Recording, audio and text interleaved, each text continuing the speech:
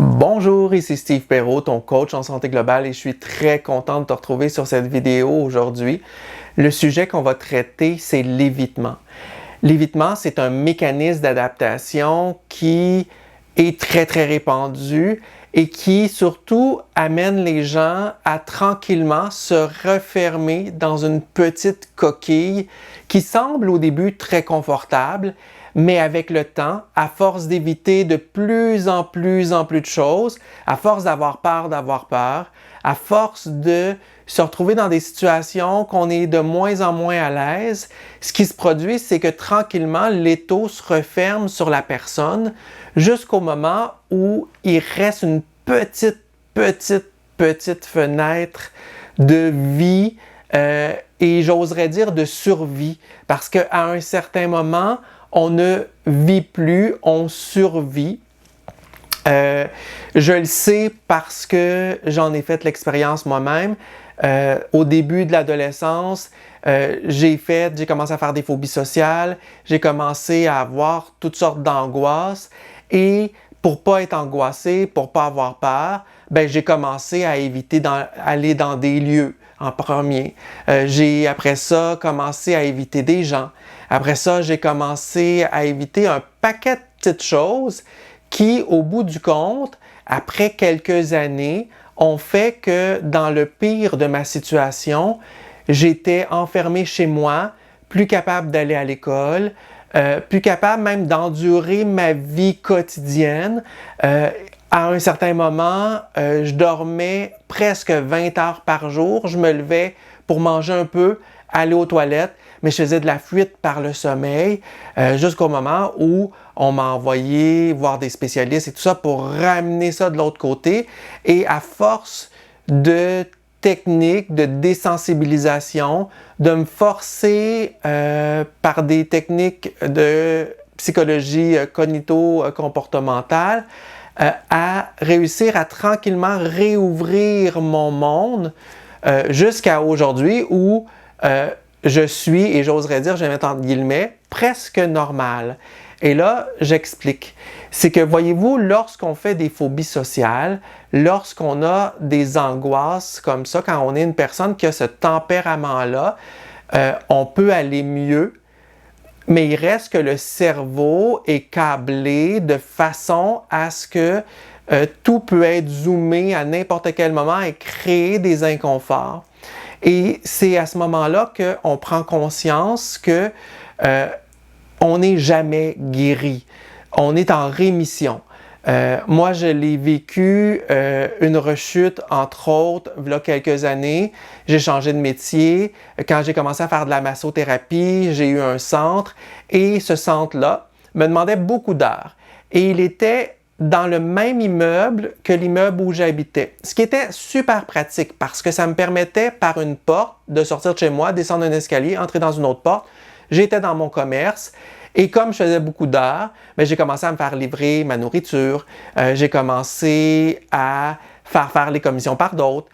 Et j'avais la meilleure raison du monde puisque, comme c'était une jeune entreprise, pour couper du salaire, j'étais au commerce du matin jusqu'au soir. Et quand je quittais, je montais à mon appartement et le lendemain, on recommençait. Donc, de 7h à 23h ou minuit, j'étais au commerce. J'allais dormir un peu, je revenais au commerce. Ce que ça l'a causé, c'est qu'au début, je me sentais très bien. J'étais capable, une fois de temps en temps, de sortir.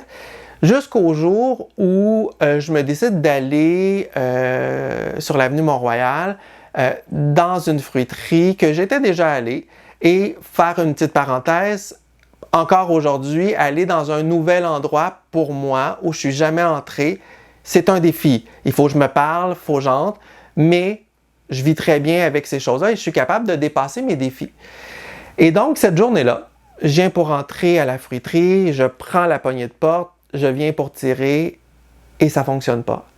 Je suis incapable à ce moment-là de tirer la poignée de porte et d'entrer et j'ai l'air d'un fou parce qu'il y a des gens qui passent et il y a même une dame qui veut entrer, donc je me tasse, elle entre, je vais à l'intérieur de la fruiterie. Je sais que je veux entrer, je sais que je dois entrer, mais j'en suis incapable. À ce moment-là, complètement déboussolé parce que je savais très très bien ce qui m'arrivait, que j'avais fait une régression spontanée à ce moment-là dans un autre état où j'ai déjà été dans le passé. Je suis retourné chez moi et j'ai tout de suite demandé de l'aide parce que si vous êtes rendu là, demandez de l'aide. Restez pas avec votre problème et même si vous n'êtes pas rendu aussi pire que ça, demandez de l'aide. On ne s'en tire pas tout seul rendu là. Ça prend vraiment des spécialistes et c'est un long chemin, c'est un long pèlerinage pour s'en sortir. Le pire dans ça, c'est que souvent, on essaie de cacher à notre entourage qu'on vit ça. On a honte. Moi, en tout cas, j'avais honte. J'étais pas capable d'en parler. J'oserais même dire qu'aujourd'hui encore, pour certaines personnes, ils vont l'apprendre s'ils voient cette vidéo-là.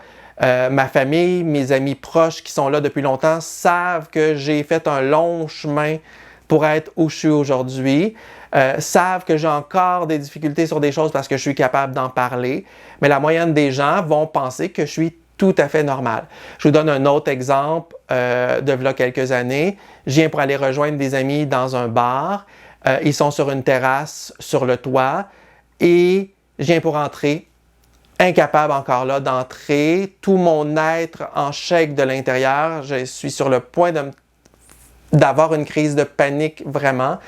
Et ce que j'ai trouvé à faire, c'est appeler un de mes amis qui est déjà en haut, lui demander de venir en bas sous un faux prétexte, lui demandant de m'amener en haut.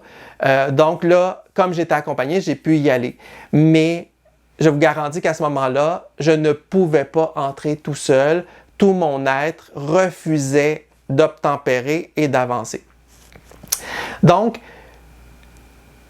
il faut être très, très conscient que même des gens qui pensent ne jamais se rendre là, et j'ai vu des cas, j'ai accompagné des gens à travers le coaching, à travers l'hypnose, qui se sont rendus aussi loin que moi et qui, à une époque, ont été capables, je pense à un cas où cette personne-là faisait de l'accompagnement avec des pêcheurs un peu partout, a voyagé un peu partout dans le monde, faisait un peu du sport extrême, était capable de faire plein de choses. Et quand moi je l'ai rencontré, il ne pouvait à peu près pas sortir de la maison. S'il sortait du terrain, il y avait une crise d'angoisse majeure au moment où on a commencé. Donc, c'est un long processus de retrouver sa liberté parce qu'on est en prison. On est vraiment symboliquement en prison et tout paraît de plus en plus difficile. Et donc, j'ai envie de témoigner ça aujourd'hui pour dire aux gens qui écouteraient ça et qui se reconnaissent, qui voient leur univers se rapprocher, se rapetisser, dire, consultez, ayez pas honte, vous n'êtes pas seul, vous n'êtes surtout pas fou. Et surtout, il y a de l'espoir. On peut reverser. Je suis la preuve vivante qu'on peut vivre très très bien et tout ça. Mais encore aujourd'hui, tout ce qui est nouveau, ce que je connais pas, me demande de l'énergie énormément.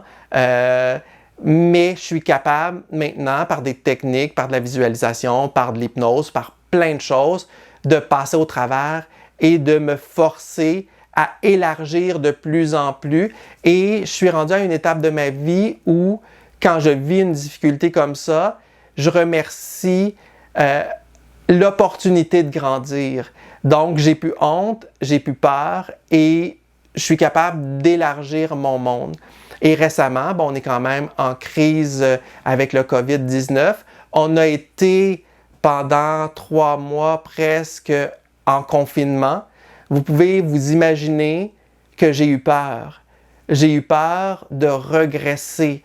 Il y a eu des petites choses, j'ai eu des petits inconforts sur des événements, mais merci la vie, ça se passe bien. Mais je sais que pour certains qui vont peut-être regarder cette vidéo-là, c'est pas le cas et que le COVID a empiré votre situation. Comme je vous dis, je vous invite à consulter. Il y a des trucs.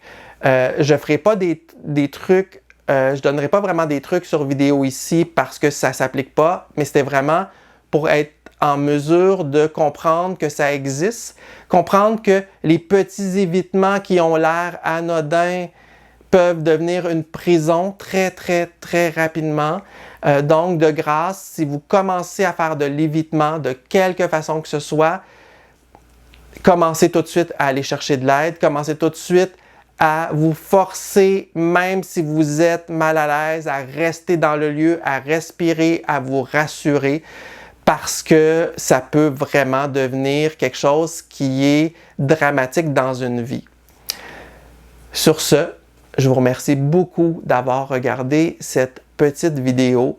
J'espère que si vous connaissez des gens qui n'ont pas osé en parler, que vous partagerez cette vidéo-là avec eux pour peut-être ouvrir la discussion, parce que je pense que ce qui me fait le plus mal, en tout cas ce qui moi me faisait le plus mal, c'est la honte que j'avais.